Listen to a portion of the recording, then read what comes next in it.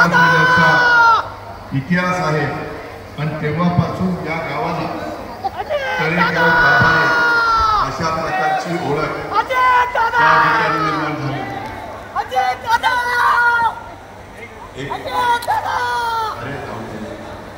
तुझ्याशी बोलतो मी त्यामध्ये इथे ऐतिहासिक ओळख असलेल्या शहराला अजितदादांना मी भावनिक साथ घातलेली आहे की दादा या ना पुन्हा आपल्या राष्ट्रवादीमध्ये। काय कारण आहे? याचं कारण हेच आहे की आज 25 वर्षे आले महाराष्ट्र आणि पुणे जिल्ह्यामध्ये जो विकासाचा जो झंझावात चालू आहे तो फक्त आदरणीय पवारसाहेब आणि आदरणीय अजितदादांमुळेच आहे आणि हा विकासाचा झंझावात असाच अखंडपणे राहिला पाहिजे। त्यासाठी पवार कुटुंब हे एकत्र आले पाहिजे आणि असंख्य कार्यकर्त्यांचं खूप नुकसान झालेलं आहे आणि इथून पुढेही नुकसान होणार आहे।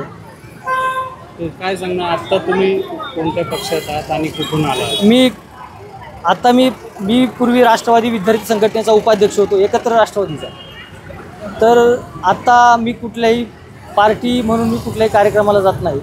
राष्ट्रवादीच्या अजितदादा पवार साहेबांच्याही जात नाही आणि साहेबांच्याही जात नाही। आज अजितदादा येणार होते म्हणून मी अजितदादांना साथ घालायला आलो की पुन्हा आपण या ना आपल्या राष्ट्रवादीमध्ये। कुठून आलात?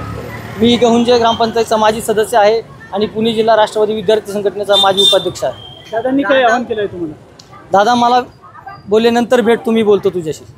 भेटले का तुम्ही दादांना मी आत्ता भेटलेलो नाही, दादांना पुढच्या कार्यक्रमाला जायचं होतं त्यामुळे मला माझी भेट झाली नाही, पण मी नंतर नक्कीच दादांना भेटणार आहे।